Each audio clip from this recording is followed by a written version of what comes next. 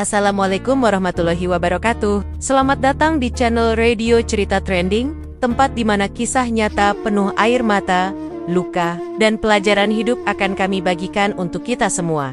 Jangan lupa, dukung terus channel ini dengan cara like, komen, dan share ke teman-teman kalian. Semoga kisah ini bisa jadi cermin, jadi pengingat, dan membuka hati kita semua. Simak sampai selesai. Malam itu, perasaan Mira campur aduk. Tubuhnya masih lelah setelah prosesi akad dan resepsi yang berlangsung dari pagi sampai sore. Di pelaminan, senyum Yoga selalu terlihat tenang. Sementara Mira berusaha menyembunyikan kegugupannya. Semua orang memuji pernikahan mereka, terutama karena Yoga berasal dari keluarga terpandang di kampung itu. Tapi di balik semua ucapan selamat, Mira tahu ada yang tidak beres. Begitu masuk ke rumah besar milik keluarga Yoga, tatapan Bu Hajah Romlah sudah menusuk. Wanita itu berdiri di depan pintu, mengenakan kebaya hijau tua, wajahnya kaku tanpa senyuman. Beberapa kerabat Yoga menyambut dengan ramah. Tapi Bu Hajah Romlah hanya melirik Mira dari atas sampai bawah. "Ini Mira?" Suara Bu Hajah Romlah datar, nyaris tanpa emosi. "Iya Bu," jawab Yoga, mencoba tersenyum. Mira ikut menunduk sopan. "Assalamualaikum Bu." Tatapan Bu Hajah Romlah tidak berubah. "Waalaikumsalam," balasnya singkat, lalu langsung berbalik masuk ke dalam rumah. Sepanjang malam itu, Mira merasa seperti tamu yang tak diinginkan di rumah sendiri. Kamar mereka berada di lantai 2, cukup luas, tapi suasananya dingin. Setelah mengganti pakaian, Yoga duduk di tepi ranjang, melihat Mira yang masih melipat baju. "Kamu jangan terlalu dipikirin ya, Mama memang gitu orangnya," kata Yoga, pelan. Mira mengangguk, meski hatinya masih berat. "Aku ngerti Mas, tapi aku takut salah ngomong." "Udah, nanti juga biasa, Mama emang keras, tapi sebenarnya baik," jawab Yoga, mencoba meyakinkan. Mira diam. Ada rasa khawatir yang belum bisa ia hilangkan. Ia tahu, Bu Hajah Romlah bukan sekadar keras, tatapan itu penuh penolakan. Beberapa jam kemudian, saat makan malam bersama di ruang makan, suasana makin terasa tegang. Meja dipenuhi berbagai hidangan. Ada beberapa saudara Yoga yang ikut makan. Mira berusaha duduk tenang di samping Yoga. "Ambilkan air Mira," perintah Bu Hajah Romlah tiba-tiba. Tanpa menoleh, Mira buru-buru berdiri, mengambil gelas dan air minum. Tangannya sedikit gemetar, tapi ia berusaha tetap tenang. Begitu kembali, ia meletakkan gelas di depan Bu Hajah Romlah. "Kamu biasa kerja apa di rumah orang tuamu?" tanya Bu Hajah Romlah. Nadanya tajam. Mira menandok. "Bantu ibu masak, nyuci, beres-beres." Bu Hajah Romlah mengangkat alis, pantes tangannya kasar. Beberapa orang di meja tertawa kecil. Mira tersenyum kaku, hatinya panas, tapi ia sayang. Yoga memandang ke arah lain, seolah tak ingin ikut campur. Setelah makan hampir selesai, tiba-tiba sendok di tangan Bu Hajah Romlah jatuh ke lantai. Ia melirik Mira, lalu berkata, "Ambilin. Itu tugas kamu kan? Biasa beres-beres." Semua orang terdiam. Mira melihat ke arah Yoga, berharap suaminya bicara. Tapi Yoga hanya menunduk. Tak ada sepatah kata pun keluar dari mulutnya. Pelan-pelan, Mira jongkok, memungut sendok yang jatuh. Hatinya serasa diremas. Ini bukan sekadar sendok, tapi harga dirinya diinjak di depan keluarga besar. Ia ingin bicara, tapi lidahnya keluh. Setelah itu, makan malam berlanjut seperti biasa, seolah tak ada apa-apa. Tapi dalam dada Mira, perasaan itu makin sesak. Malam semakin larut, Mira duduk di ranjang sambil melipat sisa pakaian. Yoga baru saja keluar dari kamar mandi, mengeringkan rambut dengan handuk kecil. "Kamu kenapa diam aja tadi?" tanya Mira.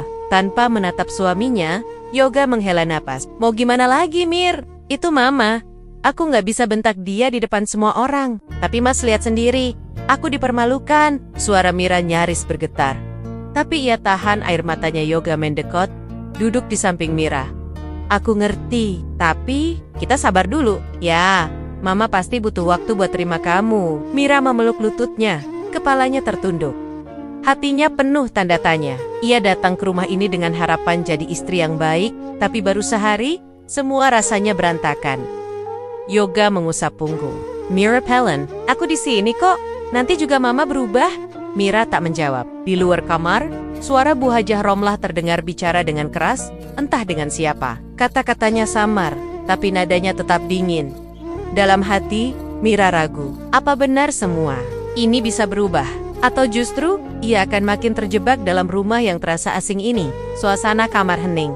Jam dinding terus berdetak. Mira memejamkan mata. Tapi pikirannya tak bisa tenang. Ada luka kecil di hatinya yang mulai terbuka. Dan ia belum tahu, apakah luka itu bisa sembuh? Atau justru makin dalam? Mira masih duduk, termenung di pinggir ranjang, mengingat kejadian tadi malam. Sendok yang jatuh, tatapan sinis Bu Hajah Romlah, dan diamnya Yoga masih jelas di kepalanya. Udara pagi masuk lewat jendela yang setengah terbuka. Tapi rasa sesak di dadanya belum hilang. Di luar kamar, suara langkah kaki terdengar. Mira memberanikan diri keluar, menuju dapur. Bu Hajah Romlah sudah berdiri di sana, sibuk mengatur meja makan untuk sarapan. Tatapan wanita itu tetap tajam begitu melihat Mira datang. Cepat belajar masak yang benar, biar nggak bikin malu, kata Bu Hajah Romlah tanpa menoleh. Mira hanya mengangguk, menahan rasa di dada. Beberapa menit kemudian, Yoga turun dari kamar, siap berangkat kerja. Pria itu menghampiri Mira sebentar. Suaranya pelan. "Kamu hati-hati di rumah ya?" Mira mengangguk. "Iya mas." Setelah Yoga pergi, suasana rumah makin sepi. Tapi hari, Mira tak pernah benar-benar tenang. Siang itu, beberapa tamu datang ke rumah. Bu Hajah Romlah langsung menyambut mereka. Sementara Mira disuruh duduk di sudut ruang tamu. Perempuan-perempuan setengah baya itu memandang Mira sambil berbisik. "Salah." Satu dari mereka bertanya dengan suara cukup keras. "Ini menantu barunya ya?" "Iya," jawab Bu Hajah Romlah datar. "Anak kampung biasa, nggak ngerti adat, tapi ya udah terlanjur." Mira menenjok. Telinganya panas mendengar ucapan itu. Tawa kecil dari para tamu membuat dadanya makin sesak. Ia berusaha tetap diam, meski perasaan itu terus bergolak di dalam. Setelah para tamu pulang, hujan turun deras. Mira hendak masuk ke dapur. Tapi begitu sampai di pintu belakang, ia sadar pintu itu terkunci dari dalam. Ia mengetuk pelan. "Bu, pintunya kekunci." Tidak ada jawaban. Hujan semakin lebat, angin dingin menembus pakaiannya. Mira terus mengetuk. Tubuhnya mulai menggigil. Setelah beberapa lama, barulah Bu Hajah Romlah membuka pintu. Wajahnya dingin. "Ngapain lama di luar?" "Gak tahu waktu," katanya ketus. Mira tak menjawab, tubuhnya gemetar. Tapi ia tetap berjalan masuk. Bajunya basah, rambutnya lepek. Ia ingin menangis, tapi menahannya kuat-kuat. Malam harinya, tubuh Mira mulai terasa lemas. Tapi esok paginya, ia tetap ke dapur, memasak untuk sarapan. Yoga sudah berpesan, ia harus belajar masak, biar Bu Hajah Romlah tidak terus menghina. Saat masakan sudah selesai, Mira menaruhnya di meja makan. Bu Hajah Romlah datang, mencicipi sedikit, lalu wajahnya berubah. "Apa ini? Gak enak, Cherry." Lalu mengambil piring besar, dan langsung membuang semua masakan ke tempat sampah. Mira tertegan, tangannya gemetar. Sementara Yoga yang baru saja datang dari luar melihat kejadian itu. Wajah Yoga menegang. "Mama, kenapa dibuang? Dia udah masak dari tadi," kata Yoga. Bu Hajah Romlah melipat tangan di dada. "Kalau bisa masak, jangan sok-sokan ngurus dapur. Rumah ini bukan buat orang belajar." Yoga memandang Mira. Wajahnya kecewa. Tapi ia tetap diam, tak melawan ibunya. Mira hanya bisa berdiri kaku. Dadanya sesak. Sore itu, Mira duduk sendirian di kamar, menatap lantai kosong. Kepalanya penuh pertanyaan. Apakah ini yang disebut rumah tangga? Apa memang begini rasanya jadi menantu di rumah orang kaya? Tubuhnya lelah, pikirannya kusut, tapi yang paling berat adalah hatinya. Di satu sisi, ia ingin mempertahankan pernikahan ini. Tapi di sisi lain, harga dirinya denokinjek setiap hari. Mira menarik napas panjang, memejamkan mata sebentar, mencoba menenangkan diri. Tapi suara langkah kaki Bu Hajah Romlah di luar kamar membuat hatinya kembali berdebar. Semua ini belum selesai, dan Mira belum tahu sampai kapan ia sanggup bertahan. Mira masih duduk di ujung ranjang, memeluk lututnya. Pikirannya kacau, tubuhnya lelah, tapi lebih lelah lagi hatinya. Suara langkah kaki Bu Hajah Romlah masih terdengar di luar kamar. Lalu, samar-samar suara pintu depan dibuka dan ditutup. Mira tahu, ibu mertuanya itu selalu keluar rumah, entah ke warung atau ke rumah tetangga. Beberapa hari terakhir, suasana rumah makin menegangkan. Setiap kali Mira keluar sebentar ke halaman, tetangga-tetangga yang lewat memandangnya dengan aneh. Ada yang berbisik, ada yang menatap sinis, dan ada juga yang sekadar melirik penuh rasa penasaran. Pagi itu, saat Mira menyapu halaman, seorang ibu tetangga lewat sambil tersenyum. "Mira ya, rajin banget. Tiap pagi bersih-bersih." Myra senyum kecil. "Iya bu, Yoga beruntung dapat istri kayak kamu. Sopan, nggak banyak omong, kerjaan rumah rapi," lanjut ibu itu. Mira hanya mengangguk, tak berani bicara lebih banyak. Tapi ia sadar, ucapan seperti itu membuat Bu Hajah Romlah makin geram. Dari balik jendela, wanita itu mengawasi sambil melipat. Tanggan di dada, wahanya kaku siang harinya. Mira mendengar bisikan tetangga yang mampir ke rumah. Mereka bilang, Bu Hajah Romlah mulai menyebarkan cerita bahwa Mira cuma numpang hidup, tak bawa apa-apa ke rumah ini selain badan. Mira terdiam. Di dapur, hatinya makin remuk. Gosip itu menyebar cepat, bahkan ke warung dekat rumah. Yoga yang mendengar kabar itu mulai resah. Malam itu, ia bicara di kamar. "Mira, sabar ya, Mama emang begitu. Kadang mulutnya nggak bisa dijaga," kata Yoga. Suaranya pelan. Mira memandang suaminya. Matanya basah. "Mas, sampai kapan aku harus diem terus?" Yoga menghela napas panjang. "Aku juga bingung, Mir. Mama keras kepala. Kamu tahu sendiri." Mira tak ada jawaban yang bisa membuat hatinya tenang malam itu. Tapi ia tetap memilih diam, mencoba kuat meski batinnya hancur. Beberapa hari kemudian, situasi makin panas. Bu Hajah Romlah makin sering bicara keras di depan tamu atau tetangga, seolah ingin semua orang tahu bahwa Mira cuma menumpang makan dan tidur di rumah itu. Mira tetap mengerjakan semua tugas rumah, tapi setiap hari rasanya makin berat. Puncaknya, malam itu, udara dingin menusuk. Jam menunjukkan hampir pukul 11 malam saat Bu Hajah Romlah masuk ke kamar Mira dan Yoga. Yoga sudah tertidur pulas karena kelelahan kerja. Mira masih duduk di pojok ranjang. Matanya berat, tapi belum bisa tidur. "Mira, ikut ke belakang. Banyak cucian numpuk," perintah Bu Hajah Romlah tiba-tiba. Mira terkejut, melihat jam dinding. "Bu, udah malam, nggak usah banyak alasan. Kerja itu nggak lihat waktu," bentak Bu Hajah Romlah sambil membuka pintu kamar lebih lebar. Mira ragu, tapi ia tetap berdiri, mengikuti mertuanya ke belakang rumah. Di sana, lampu remang-remang menerangi area sumur. Ember cucian sudah ditumpuk di dekatnya. "Cepat cuci semua itu," perintah Bu Hajah Romlah dingin. Mira memandang sumur tua itu. Gelap, dingin, dan terasa menakutkan. "Bu, aku takut, di sini gelap." Belum sempat Mira menyelesaikan kalimatnya, Bu Hajah Romlah mendorong tubuh Mira keras ke samping. Mira terjatuh, punggungnya membentur tanah keras, lututnya lecet, tangan kirinya memar. "Jangan banyak alasan, kamu pikir hidup di sini enak? Kalau nggak tahan, keluar aja dari rumah ini," teriak Bu Hajah Romlah. Mira terdiam, menahan sakit di tubuhnya. Tapi lebih sakit lagi harga diri yang diinjak seperti itu. Tangannya gemetar, tubuhnya lemas. Tapi ia tetap bangkit perlahan. Tanpa membantah, Mira jongkok di dekat ember cucian, mulai membasahi pakaian satu persatu dengan air sumur yang dingin. Bu Hajah Romlah masih berdiri di dekat pintu, mengawasi, lalu pergi begitu saja ke dalam rumah. Mira tetap mencuci, meski tubuhnya gemetar, pikirannya kalut, dan dadanya terasa sesak. Di kepalanya, semua kenangan tentang keluarganya di kampung, tentang pernikahan yang ia impikan, kini seolah hancur. Dalam hati, Mira mulai bertanya, sampai kapan ia harus kuat menghadapi semua ini? Tubuh Mira masih terasa sakit, luka di lutut dan tangannya belum pulih setelah terjatuh di dekat sumur tadi malam. Pagi ini, udara dingin menusuk tulang, tapi Mira tetap memaksakan diri bangun. Kepalanya berat, tenggorokan kering, badan lemas, seperti habis demam. Tapi ia tahu, kalau tidak bangun dan kerja, Bu Hajah Romlah pasti makin benci. Di dapur, Bu Hajah Romlah sudah menunggu. Wajahnya dingin, mulutnya komet-kamit seperti biasa. Entah apa yang ia omongkan. Melihat Mira datang, tatapannya makin tajam.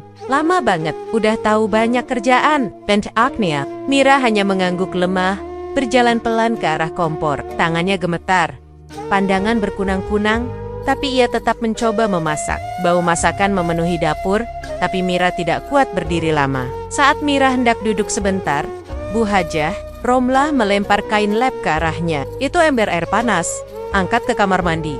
mau nunggu airnya dingin? Mira melirik ember besar yang masih mengepul. Bu, saya nggak kuat, panas, badanmu aja yang lemah, cepat angkat, bentak Bu Hajah Romlah lagi. Dengan sisa tenaga, Mira memegang gagang ember itu.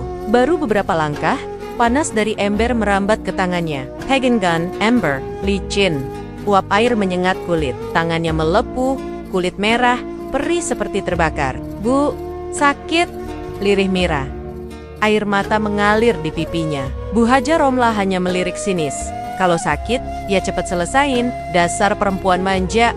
Mira menggigit bibir, menahan sakit. Setelah ember berhasil dibawa ke kamar mandi, ia terduduk di lantai, tangannya bergetar, kulit melepuh memerah. Napasnya sesak, kepalanya pening, badannya makin lemas. Sore harinya, Yoga pulang. Begitu masuk ke kamar, ia melihat Mira duduk di pojok ranjang. Tangan kirinya terbalut kain. Yoga main dekot. Wajahnya khawatir. Kok tangan kamu gini? Siapa yang nyuruh angkat air panas? Tanya Yoga. Mira tak menjawab, hanya menunduk. Yoga membuka kain penutup luka itu. Terlihat kulit merah melepuh di beberapa bagian. Dengan panik, Yoga mengambil salep dari laci, mengoleskan ke tangan Mira. Mama lagi-lagi gitu ya, bisik Yoga. Suaranya pelan, tapi tak ada tindakan lebih.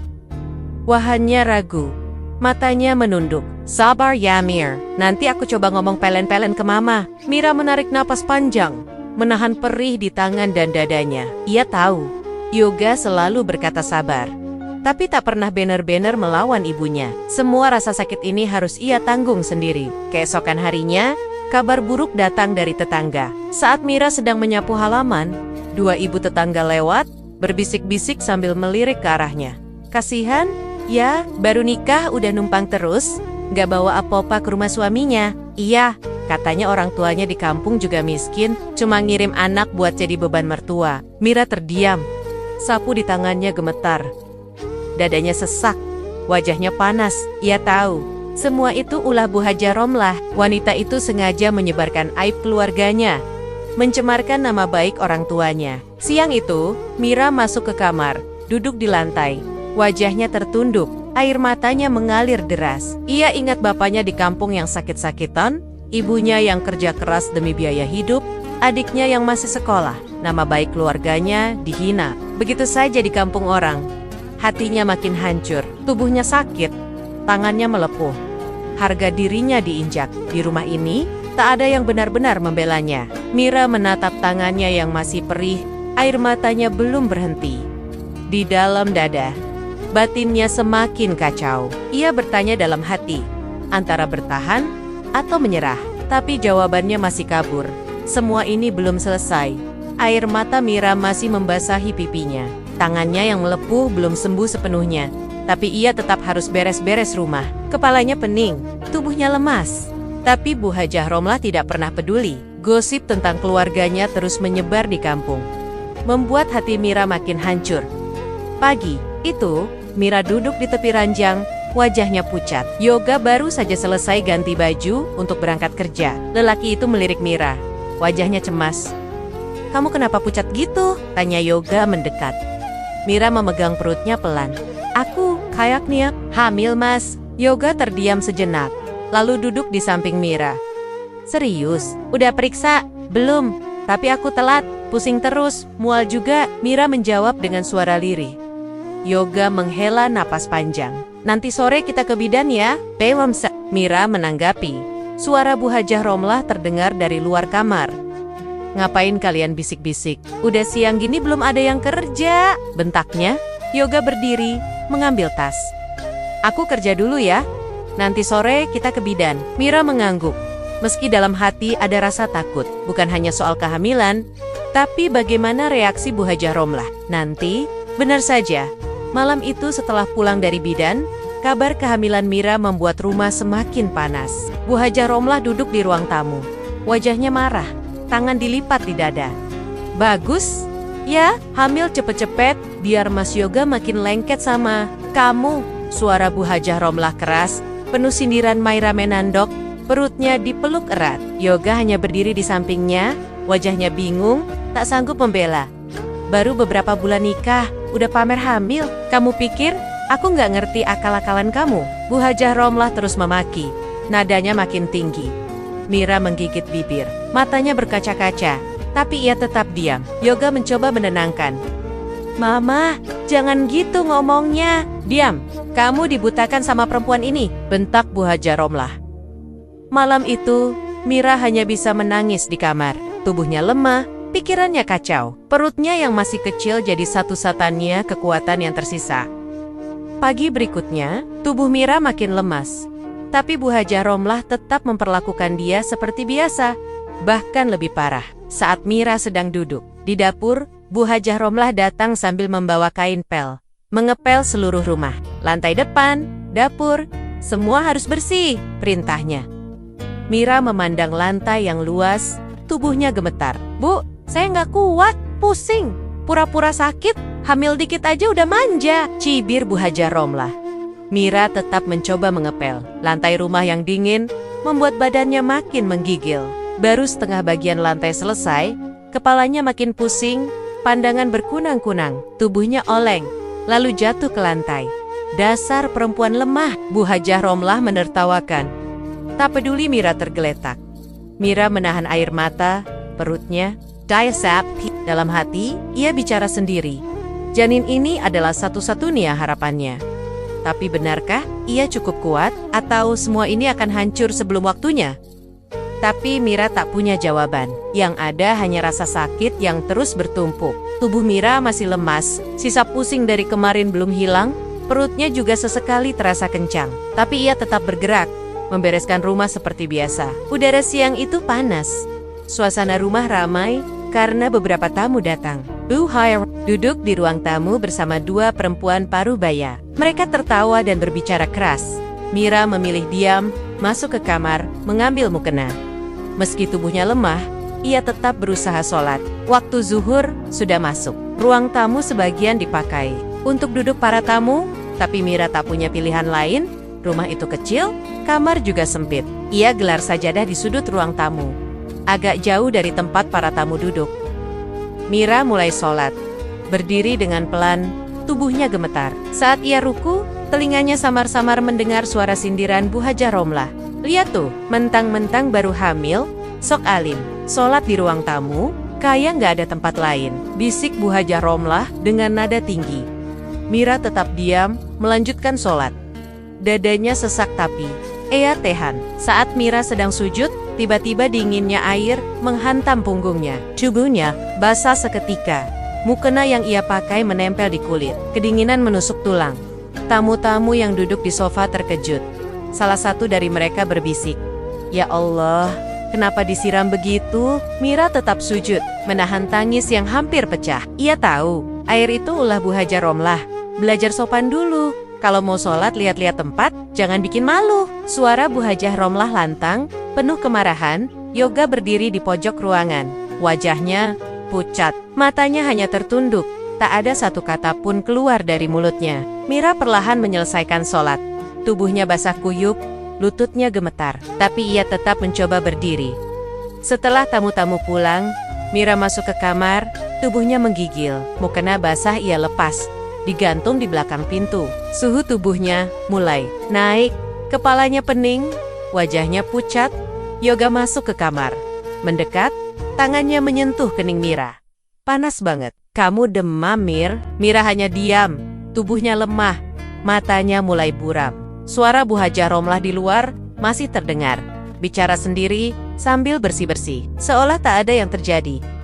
Malam harinya, tubuh Mira makin panas, badannya menggigil, tapi sesekali berkeringat dingin. Yoga mondar-mandir di kamar, cemas, tapi tak berani berkata apa pakai. Ibunya Mira memeluk perutnya yang masih kecil. Matanya menerawang ke langit-langit kamar. Dalam hatinya, ia terus bertanya, apakah ini waktunya pergi dari rumah ini? Atau ia harus bertahan lagi? Meski tubuh dan hatinya makin jawaban itu belum jelas. Yang ia rasakan hanya panas di tubuh dan dingin yang terus menembus ke dalam dada. Tubuh Mira masih panas, kepalanya berat, tapi ia tetap memaksa diri bangun dari ranjang. Semalam ia menggigil semalaman, badan lemas, tapi suara Bu Hajah Romlah di luar kamar tak pernah berhenti. Meski sakit, Mira tahu Kalau ia tidak keluar, urusan rumah tetap harus dikerjakan. Di ruang tengah, Bu Hajah Romlah duduk di kursi. Tangan kanannya terkulai kaku, matanya melirik Mira, tapi wajahnya tetap angkuh. "Kamu bangun juga akhirnya," ucap Bu Hajah Romlah. Suaranya sinis. Mira melihat tangan Bu Hajah Romlah yang tak bergerak, tapi ia memilih diam, tak mau menambah masalah. Yoga keluar dari kamar mandi, memandang ibunya sekilas. "Tangan Mama kenapa?" "Pegal biasa, jangan dibesar-besarin," jawab Bu Hajah Romlah cepat. Tapi Mira bisa melihat jelas, tangan itu kaku. Jari-jarinya sulit diluruskan. Meski dalam hati ada luka, Mira tetap mendekat, mencoba membantu memijat tangan Bu Hajah Romlah. "Jangan, sok perhatian, udah urus aja kerjaan rumah," bentak Bu Hajah Romlah, menarik tangannya menjauh. Hari-hari berikutnya, tangan kanan Bu Hajah Romlah makin parah. Ia mulai kesulitan mengangkat barang, bahkan memegang sendok pun gemetar, tapi mulutnya tetap sombong, seolah tak ada yang aneh. Tetangga mulai berbicara. Beberapa kali saat Mira ke warung, bisikan itu terdengar jelas. "Dengar-dengar Bu Romlah kena azab ya. Katanya suka nyiksa menantu," bisik salah satu ibu. "Pantes aja, tangannya kaku gitu. Karma kali," timpal yang lain. Mira menandok, hatinya makin kacau. Di satu sisi, luka batinnya belum hilang, tapi melihat kondisi Bu Hajah Romlah, ada rasa kasihan yang tak bisa ia buang begitu saja. Suatu pagi, suara teriakan dari dapur membuat Mira berlari keluar kamar. Bu Hajah Romlah tergeletak di lantai, wajahnya pucat, kakinya tak bisa digerakkan. "Yoga, cepat sini!" teriak Mira panik. Yoga datang tergesa, matanya membesar melihat ibunya terkapar. "Mama kenapa? Kakiku nggak bisa gerak." Bu Hajah Romlah pelan, wajahnya tegang. Mira membantu mengangkat tubuh Bu Hajah Romlah ke kursi. Yoga hanya berdiri, bingung, keringat dingin mengalir di wajahnya. Beberapa tetangga datang, melihat kejadian itu. Mereka berbisik, sebagian ada yang turang-turangan bicara. "Udah dibilangin, jangan zolim sama menantu. Nah, kena juga, mau sombong sampai kapan? Azab nggak kenal siapa." Mira mendengar semua itu, hatinya makin kacau. "Aye Dudakdi," sudut dapur, memandangi Bu Hajah Romlah yang lemas di kursi. Dalam hati, Mira bertanya sendiri, sampai kapan semua ini akan terus terjadi? Batinnya makin sakit, tapi ia tetap berdiri, tetap membantu. Meski hatinya penuh luka yang belum sembuh, tubuh Bu Hajah Romlah makin lemah. Setelah kakinya tak bisa digerakkan, kini badannya pun sulit untuk bangun sendiri. Setiap hari hanya bisa terbaring di kasur, mengeluh kesakitan. Sesekali meri-mera tak jelas. Tapi meski dalam kondisi begitu, ucapannya ke Mira tetap pedas. Mira tetap merawat mertuanya. Walau hatinya masih luka, perutnya yang semakin membesar membuatnya cepat lelah. Tapi ia tetap memasak, membersihkan rumah, dan mengurus Bu Hajah Romlah sendirian. Yoga lebih sering diam. Wajahnya selalu terlihat stres setiap pulang kerja.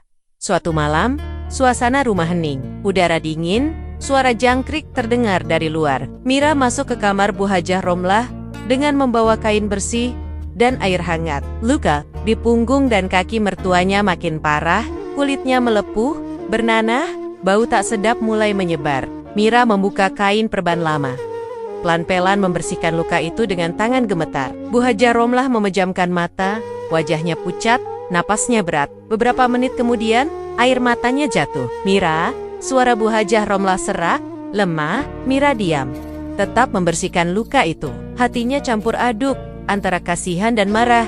"Mira, maafin Mama." Suara Bu Hajah Romlah makin lirih. Tangisnya pecah. Mira berhenti sejenak, memandang wajah wanita itu. Bu Hajah Romlah terisak, suaranya gemetar. "Aku salah, aku jahat sama kamu. Aku nyesel," ucap Bu Hajah Romlah sambil menangis. Mira menandok, matanya berkaca-kaca. Luka terlalu banyak. Hatinya remuk sejak pertama masuk rumah ini. Tapi kini, melihat Bu Hajah Romlah tak berdaya, meminta maaf dalam kondisi seperti ini, Mira makin bingung. Yoga berdiri di pintu kamar, wajahnya murung, matanya merah. Ia melihat semua itu, tapi tetap tak banyak bicara. Mira melanjutkan membersihkan luka di tubuh Bu Hajah Romlah, meski hatinya bergetar. Air mata mengalir di pipinya. Tangan yang gemetar tetap bergerak mengurus luka itu. Tapi di dalam dada, batinnya makin berkecamuk. Antara memaafkan Atau membiarkan semua ini jadi balasan atas perbuatan Bu Hajah Romlah? Kehamilan Mira makin besar, badannya makin berat. Tapi masalah di rumah ini belum selesai. Semua masih menggantung di benaknya. Tanpa jawaban yang pasti, tangisan Bu Hajah Romlah malam itu masih terngiang di telinga Mira. Suara lirih penuh penyesalan. Tubuh Renta yang lemah. Luka-luka di kulit yang tak kunjung sembuh semuanya. Seperti bayangan yang sulit hilang dari kepala. Pagi ini, tubuh Bu Hajah Romlah lumpuh total. Tangannya tak lagi bergerak. Kakinya kaku. Bahkan bicara pun mulai terbata-bata. Semua orang di rumah panik. Tapi hanya Mira yang sibuk merawat, mengganti kain, membersihkan tubuh, menyuapi makanan. Yoga duduk di sudut kamar. Wajahnya murung, matanya sembab. Setelah sekian lama memilih diam, baru sekarang ia benar-benar buka suara. Mira, suara Yoga serak, penuh rasa bersalah. Aku minta maaf. Aku tahu semua ini salahku. Aku nggak pernah belain kamu. Mira diam. Tangannya tetap sibuk mengelap tubuh mertuanya. Tatapannya datar. Tidak ada jawaban. Yoga mengusap wajahnya. Suaranya bergetar. Aku pengecut. Aku biarin kamu disiksa. Aku biarin mama kayak gitu. Bu Hajah Romlah yang terbaring di ranjang ikut menangis. Suaranya parau. Maafin mama, Mira, semua ini balasan buat mama. Mira berhenti sejenak, matanya memandang wajah pucat wanita itu. Tubuh yang dulu sombong, mulut yang selalu menghina, kini hanya tersisa kelemahan dan tangisan. Tetangga berdatangan, melihat kondisi Bu Hajah Romlah. Beberapa berbisik di luar. Mira tetap sabar ya, azab udah kelihatan kok. Semua orang juga lihat. Mira mendengar itu semua. Hatinya makin sesak. Di satu sisi, luka batinnya belum sembuh. Kata-kata hinaan, siraman air waktu sholat, semua perlakuan kasar, caci maki, hingga tuduhan soal kehamilannya semua masih jelas di kepalanya. Tapi di sisi lain, tubuh lemah Bu Hajah Romlah membuat Mira ragu. Apakah cukup dengan semua derita ini, atau harus terus dibiarkan? Biar rasa sakit membalas perlahan, malam makin larut. Mira duduk sendiri di teras, memeluk perutnya yang semakin besar. Udara dingin, suara detak jam berdentang pelan. Yoga berdiri di belakangnya, menatap istrinya dengan tatapan hancur. Aku udah sadar sekarang, Mir. Aku janji bakal lindungin kamu. Tapi aku juga tahu, semua ini udah terlalu jauh. Suara Yoga lirih. Mira tidak menjawab. Matanya menerawang jauh. Dalam hati, batinnya perang sendiri. Antara melepas dendam, atau membiarkan semua terus berjalan. Di dalam rumah, suara tangis Bu Hajah Romlah terdengar lagi. Tubuh lemah, suara serak, tak ada lagi kekuatan. Tapi di dada Mira, luka lama masih terbuka. Malam ini, ia hanya duduk diam, membiarkan semuanya mengalir. Dan di situ, hatinya tetap belum menemukan jawaban. Terima kasih sudah setia menyimak kisah ini sampai selesai. Ingat, hidup mengajarkan kita, siapa yang menanam luka akan menuai tenis, dan siapa yang sabar akan melihat jawaban dari waktu. Jangan lupa, dukung terus channel ini dengan like, komen, dan share, karena satu cerita bisa jadi pelajaran untuk kita semua. Sampai jumpa di kisah selanjutnya.